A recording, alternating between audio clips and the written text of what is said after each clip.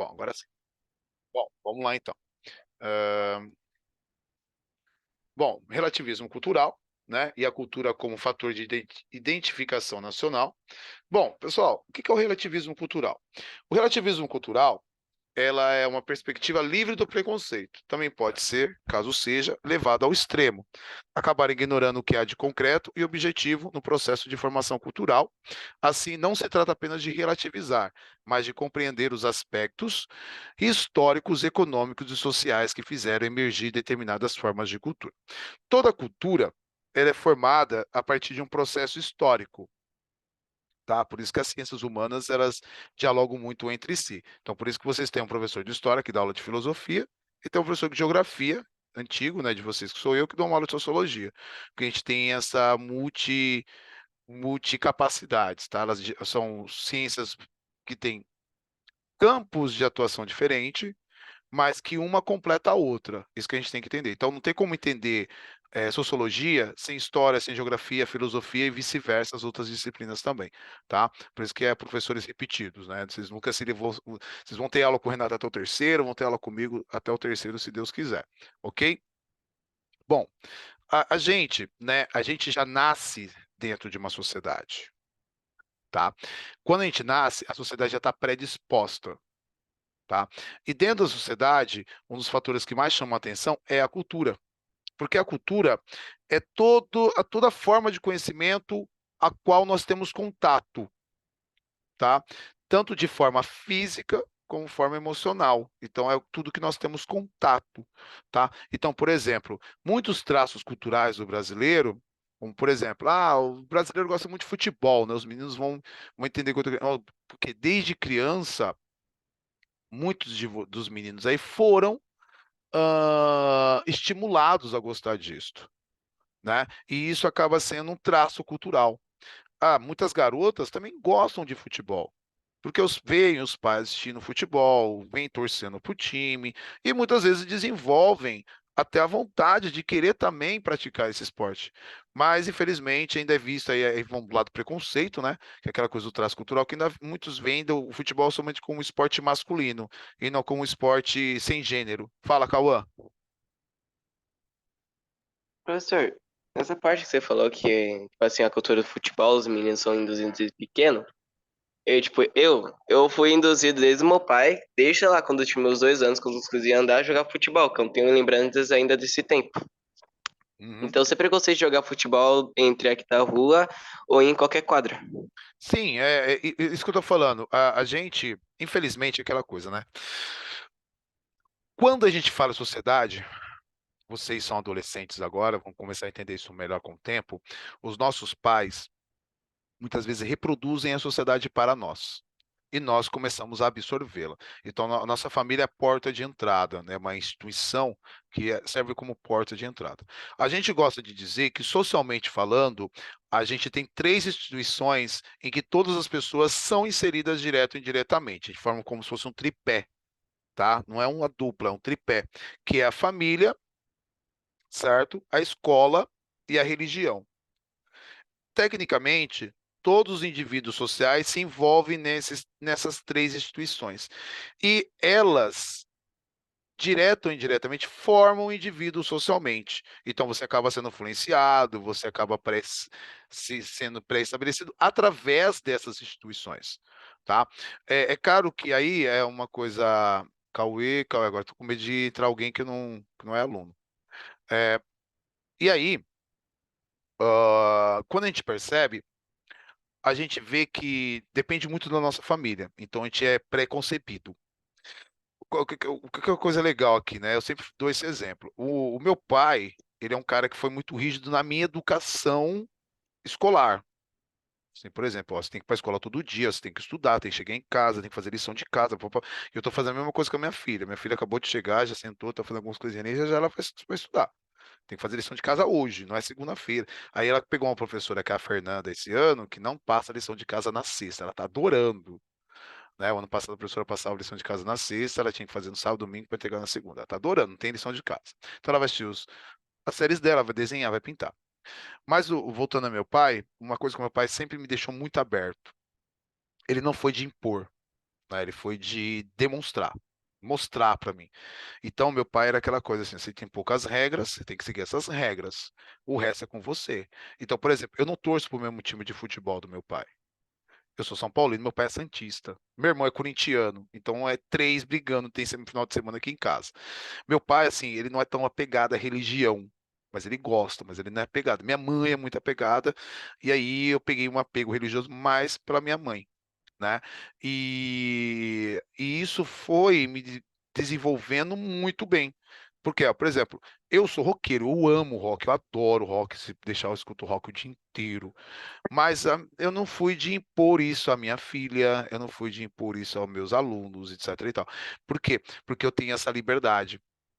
Então, a gente acaba criando a ideia do relativismo a partir disso aí. O que que é o relativismo? Vamos voltar lá na apresentação, que é o foco desta aula. Bom, o relativismo, ele vem aqui, a partir aqui, a gente vai usar um sociólogo brasileiro chamado Roberto da Mata, tá? Um antropólogo. Ele vai falar que qual que é a maior expressão do relativismo brasileiro, né? Ou o maior traço, desculpa, qual é o maior traço da cultura brasileira? Todo mundo já ouviu falar isso, o jeitinho brasileiro, né?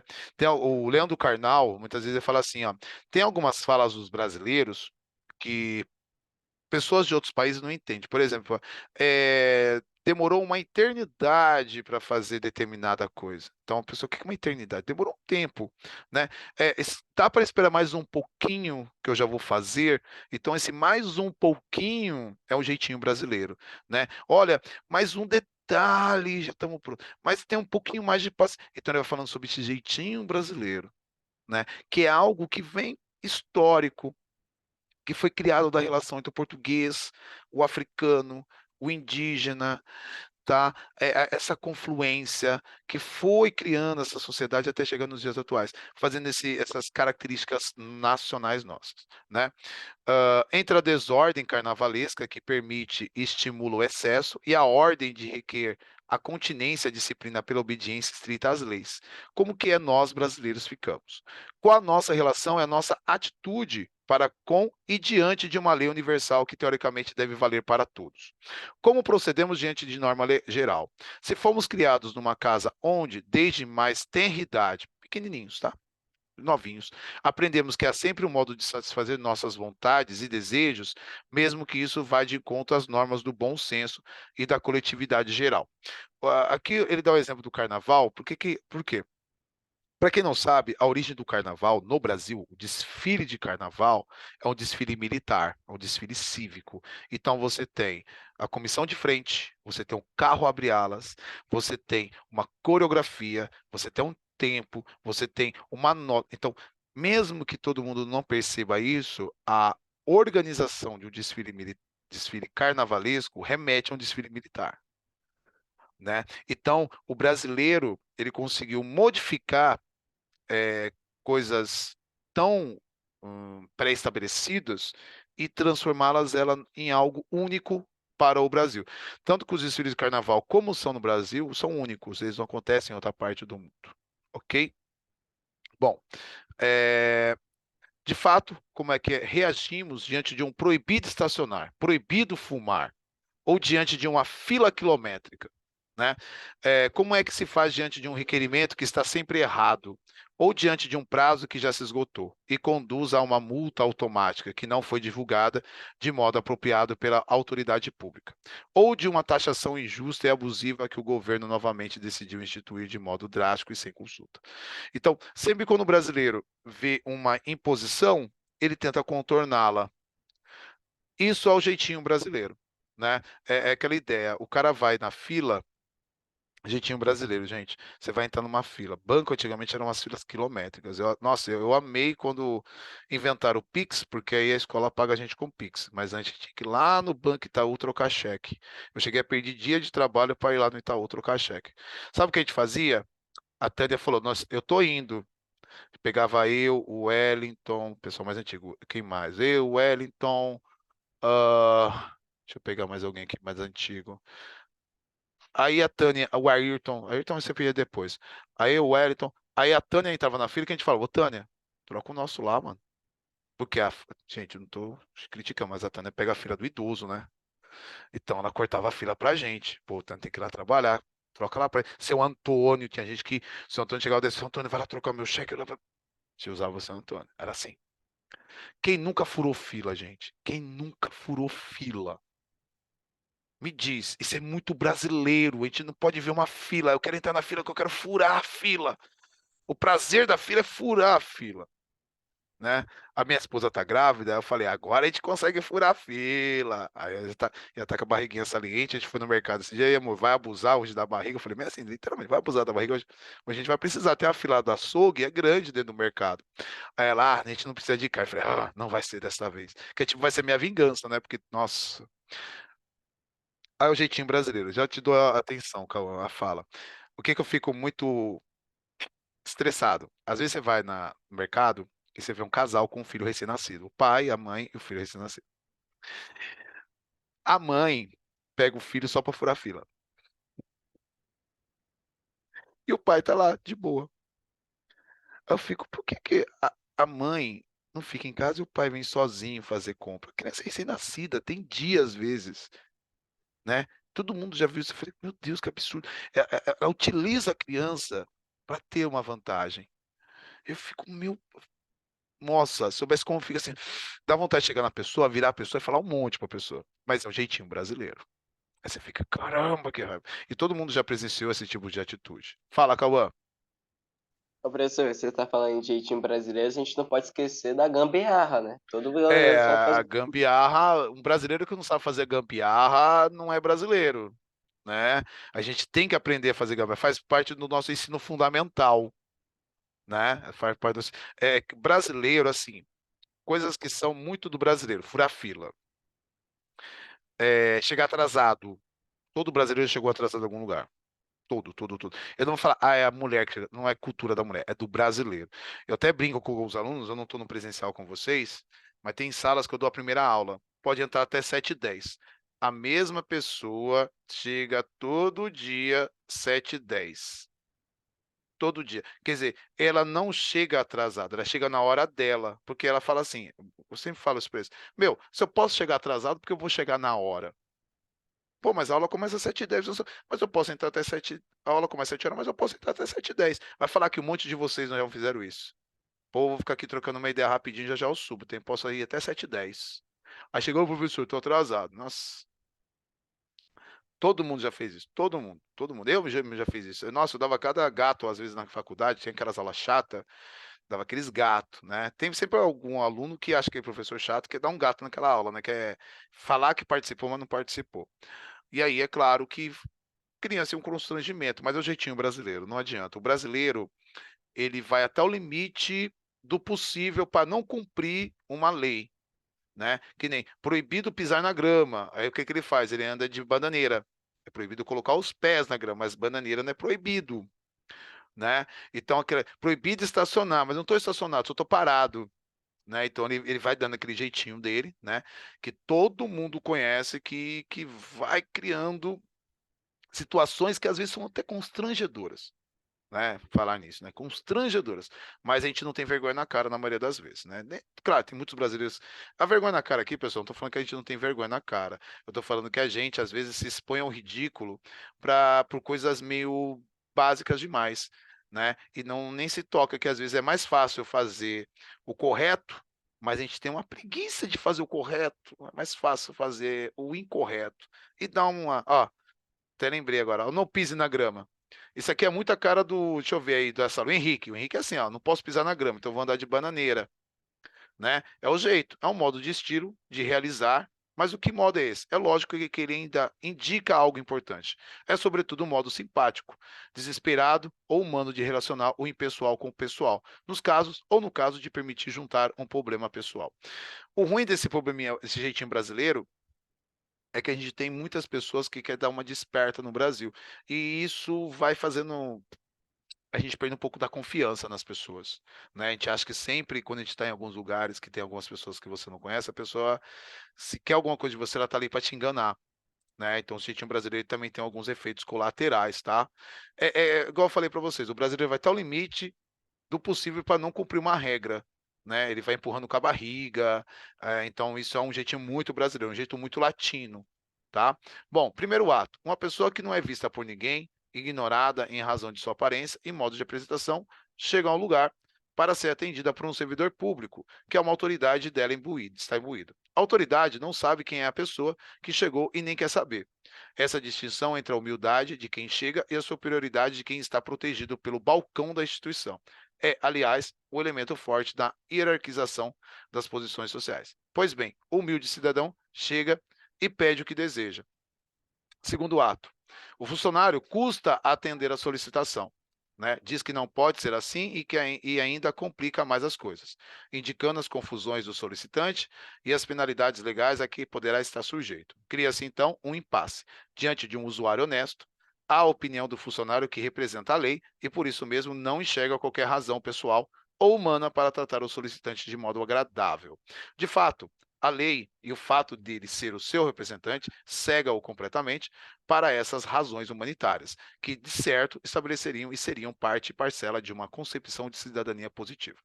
Isto é, uma cidadania na qual os indivíduos têm os seus direitos assegurados e respeitados em todas as situações. Nessa situação, o solicitante não é nada, e apenas um indivíduo qualquer que, como um número, um caso complicado, um estorvo ou um requerimento solicita algo. Temos aqui alguém que é ninguém.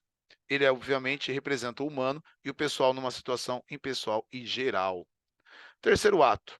Diante do impasse, pois o funcionário diz que não pode e o cidadão deseja resolver o seu caso. Há a solução que denuncia e ajuda a ver o mapa da navegação social. Nos países igualitários, não há muita discussão. Ou se pode fazer ou não se pode. Né? Então, muitos brasileiros criticam essa ideia. No Brasil, nunca é preto no branco. Nunca é sim ou não.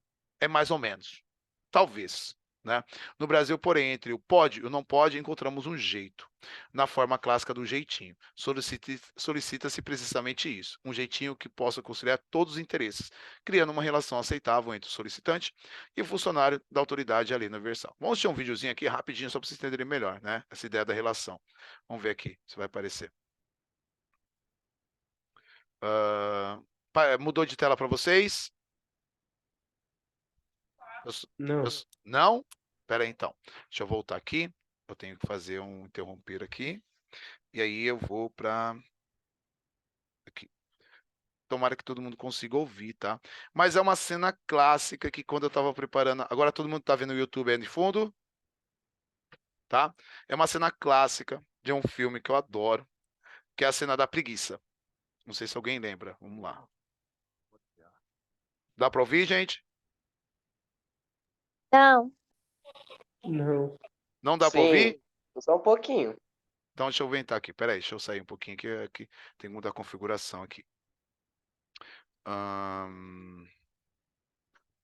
Aqui é o áudio. Peraí, gente. Acho que vai ficar mais alto o meu fone, tá? Então acho que vai sair mais alto para vocês também. Vamos lá agora de novo. Mas é uma cena clássica. Acho que todo mundo já assistiu Zootopia, né? Vamos lá. De fato. Melhorou? Não, Tá dando pra ouvir um pouquinho. foi mal, esqueci seu nome. Só tá um pouquinho travado.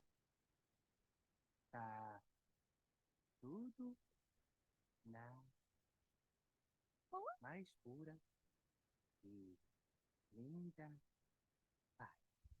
Em que posso ajudar Se fosse uma placa, você bom, queria que o senhor... hoje? Bom, eu preciso que cheque uma placa pra gente. Estamos com muita pressa. Bom, vou cortar rapidinho, porque eu sei que alguns não estão conseguindo ouvir. Essa cena de Zootopia, ela mostra os estereótipos, né? Quem assistiu Zootopia sabe que Zootopia é um filme baseado num mundo animal, em que cada animal representa uma personalidade. Então você tem lá o leão, você tem os dois personagens principais é a lebre e a raposa. A lebre, que é a policial, ela sofre muito preconceito por ela ser mulher, ser muito delicada, frágil. E você tem a raposa, que é vista sempre como um animal ardiloso, né? Aquele animal que tenta enganar, né? Então você vai para os estereótipos. Então você acaba relativizando, né? E essa cena é muito engraçada porque eles vão numa repartição pública, que eles têm que puxar a placa de um possível assaltante, né? E aí, como que eles representam o funcionário público? Um bicho preguiça.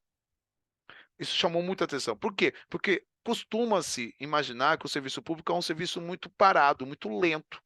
Então a Disney teve esse tato de colocar um bicho preguiça, né? Que é um cara muito lento. E o bicho preguiça é um animal típico da onde? Adivinha? Chuta aí, vamos ver se alguém adivinha. O bicho preguiça é um animal típico de qual país? Brasil. Brasil. Cara. Você fica, caraca, mano.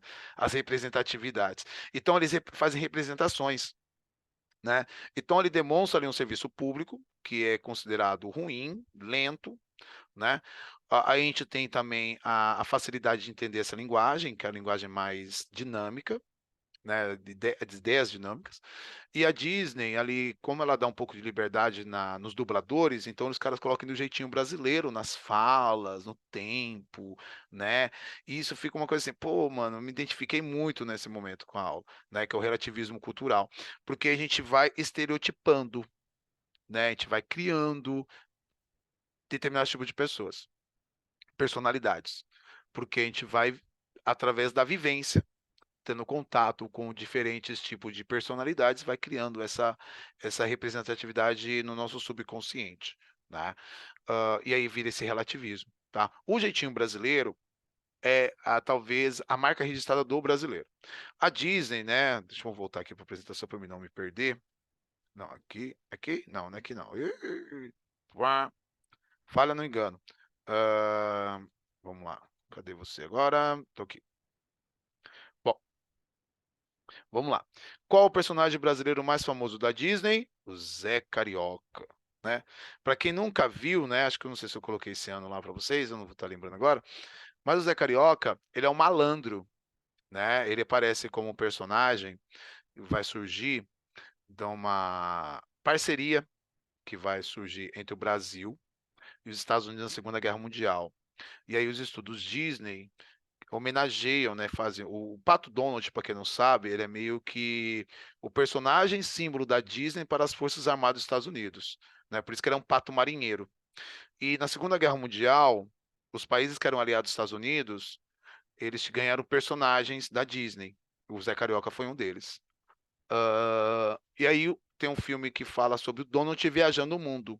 E ele vem visitar um primo no Brasil, que é outra ave, que é uma ave típica do Brasil, que é o papagaio, né? Que é o Zé Carioca. E o Zé Carioca começa a mostrar um pouco da cultura brasileira para o Pato Donald. Então ele faz o Pato Donald dançar, samba, ele faz o Pato Donald provar cachaça, ele fica toda hora fazendo piadinhas com o Pato Donald como se ele fosse um malandro, um jeitinho brasileiro, e é um personagem clássico da Disney, né? Infelizmente ele não aparece tanto nos filmes, isso que é um pouco chato.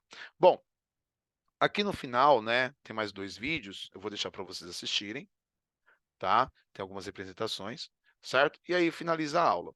Deixa eu só sair um pouquinho aqui, tá? Vou para, deixa eu ver que hora que é, 7h10, tá, tem 10 minutos ainda.